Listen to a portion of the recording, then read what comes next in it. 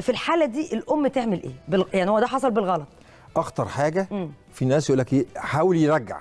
او شربيه لبن. او الاول حاول يرجع. طب انا شربت كيماوي، فالكيماوي هو نازل عمل التهاب، وهو راجع هيعمل التهاب تاني. طبعا. اذا انا اسيبه على طول، يا اما لبن وبيض ني.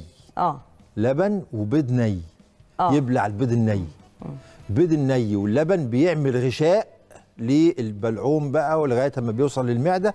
هو ده مش بيعالج، ده بيقلل امتصاص الكيماوي داخل الجسم. ده بس مؤقتا لغايه ما اوصله الى ايه؟ المستشفى اللي هي السموم. اذا لازم رب البيت يبقى عارف الارقام، تليفونات بتبقى عنده، وجايب ربة المنزل بيقول لها التليفون بتاع الحرائق كذا، بتاع الاسعاف كذا، بتاع مركز السموم كذا، او التليفون الطوارئ 1 2 3 ثابته تحت اي ازاز حتى عندك، لازم في برواز، وحطيها عندك تبقي برضو عشان تلحقي نفسك. يعني عشان الفجأة، عشان الفجأة الواحد هيجي يبقى مش عارف يتصرف.